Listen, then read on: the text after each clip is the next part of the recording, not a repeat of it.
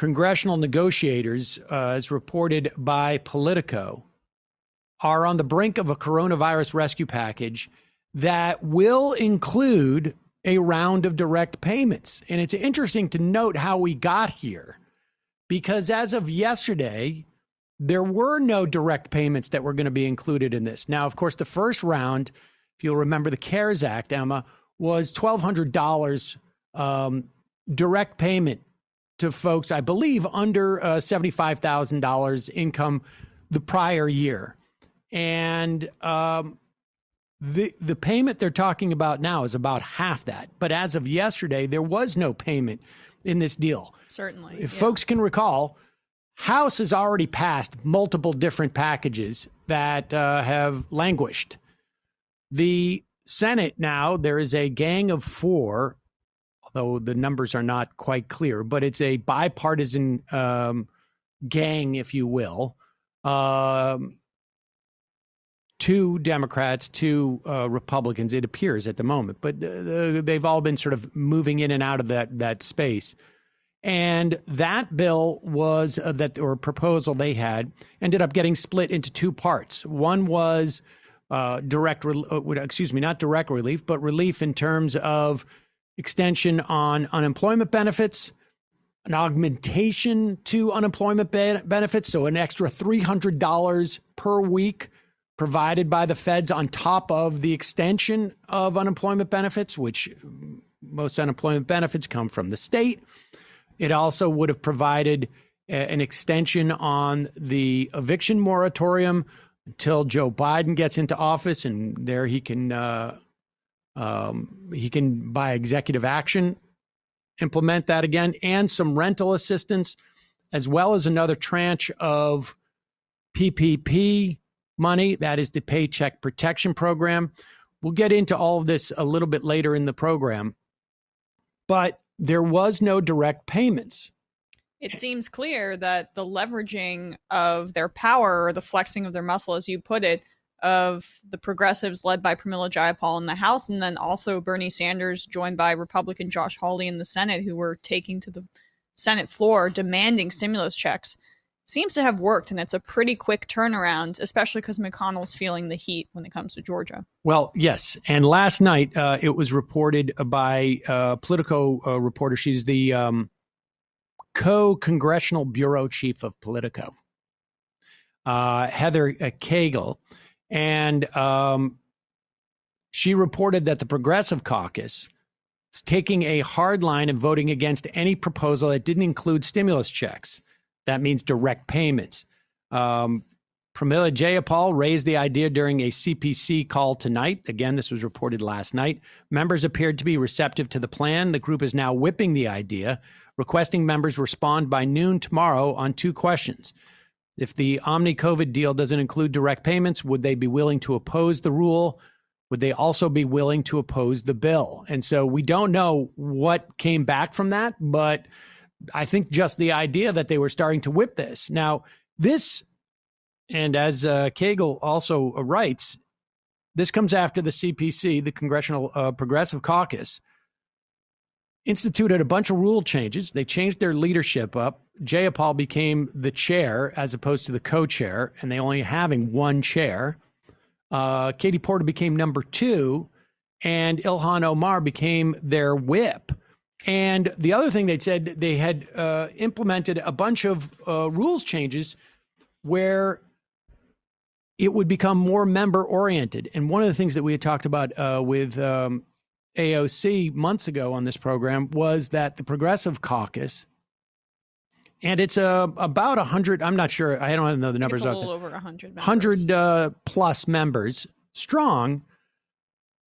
However, the only requirement to get into the Progressive Caucus is that, A, you want the branding of being a progressive, which that's the chief reason. You can deploy when you want to. Yeah. And then the other requirement is that you pay $4,000 in dues, which presumably is deployed for congressional races. And no requirements that you take certain votes, no requirements that you agree to certain positions.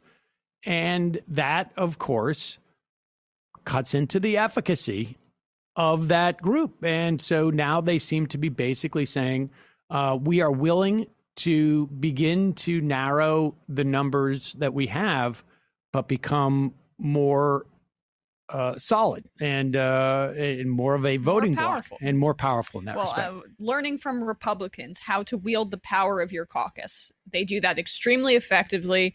And the Congressional Progressive Caucus, by design, has been neutered, in my view, to be such a broad tent that it doesn't wield enough actual power. And Jayapal, who's a great progressive, is already diverting from that, which is encouraging.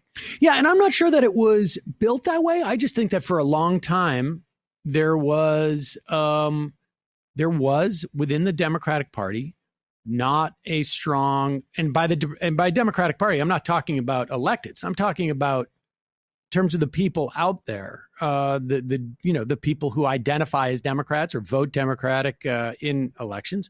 There was just simply not the critical mass of power on the left. Now, I'm not saying, I don't want to overstate things, but certainly the Democratic Party has gotten, and I think our society at large, half of it has gone a different direction, a little bit less maybe, but progressives have become more progressive. And over the past 5 or 6 years, maybe 10 years or so. And so I think we're starting to see a reflection of that. There's more demands on it. And certainly and I think part of it is also, frankly, is the freshman class that came in 2018 with people like Katie Porter, with people like AOC and the squad. And we see that their numbers have increased now. And you can see what they're doing here as kind of a mirror effect of what Republicans did with the House Freedom Caucus. Yes.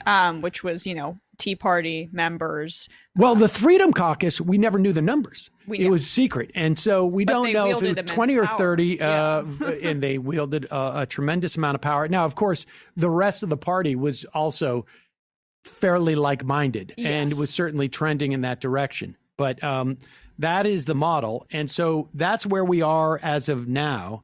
However, here is the irony is here is Joe Manchin yesterday asked to respond to Bernie Sanders' criticism of the Democrats self-negotiating because and Bernie Sanders isn't the only one saying this. The former chief of staff for Harry Reid was on Twitter. Adam Gentleson, I think is his name. And whatever your issues with Harry Reid, he fought Republicans way more than, I don't know, Chuck Schumer. Current leadership. Yes, I think so. And without a doubt. And to the extent that he was not successful, he was undercut by Joe Biden, frankly, in negotiations. We don't need to cover that ground at the moment. But Gentleson had this to say on Twitter last night.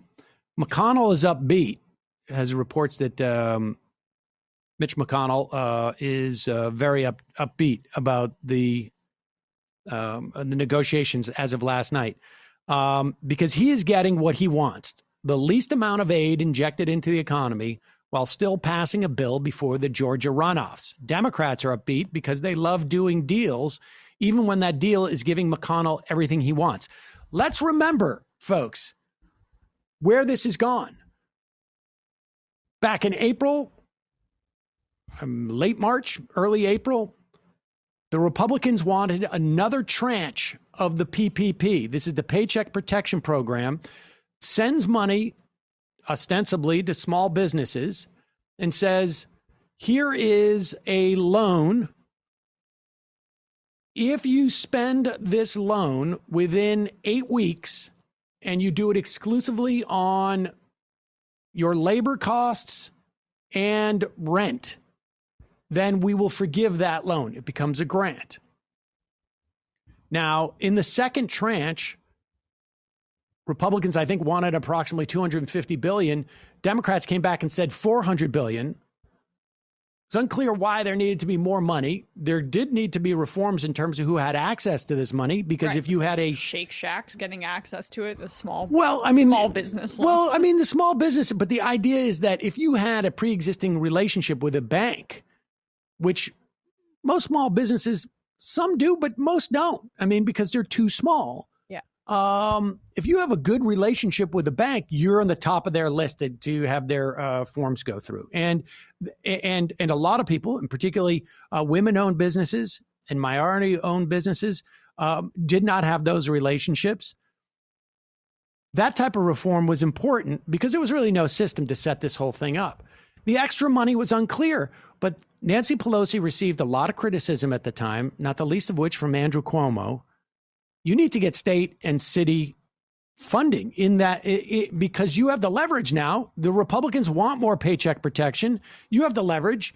Nancy Pelosi was highly dismissive of those people, of anyone who was critical of her not using that leverage to get city and state. She vowed in April, we will get it. Believe me, we're going to get it. Here we are 12 months later, still don't get it. We're not going to get it in this deal no matter what happens because it's tied into that corporate responsibility, the corporate liability protections. McConnell's pet project and the also the Chamber of Commerce's pet project. And so we have these two separate bills now. One has the so-called controversial stuff. And now we have money left over from Paycheck Protection, money left over from the Treasury backing some of the corporate loans that went out.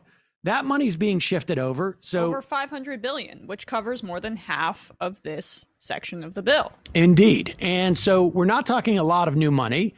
So it's not that expensive to the country, if that is what you're concerned about at this point, which you should not be. Republicans pretend to be concerned about. Indeed. And so here we are where there is a charge that Democrats have been negotiating against themselves.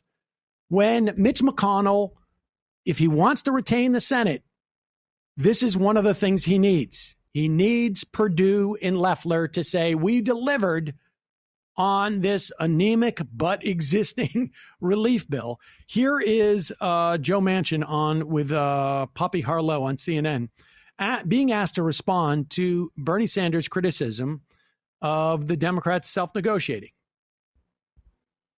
Senator Bernie Sanders and Republican Senator Josh Hawley are insisting on direct stimulus checks to folks. This does not have that.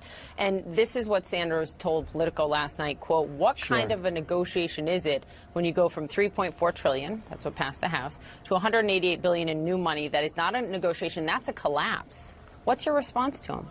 Well, I hear Bernie loud and clear, and I understand where Bernie's coming from. I want to re-emphasize this is an emergency package. If you're losing basically your unemployment assistance because it's not your fault that you've lost your job because businesses have closed and they're closing more, you need a lifeline. That's what this is. If you're losing your food assistance, you don't qualify for food stamps. But basically, you're in a hunger line you've never been in before. If you're losing your rent assistance or eviction notices, they're going to throw you out at the end of the year.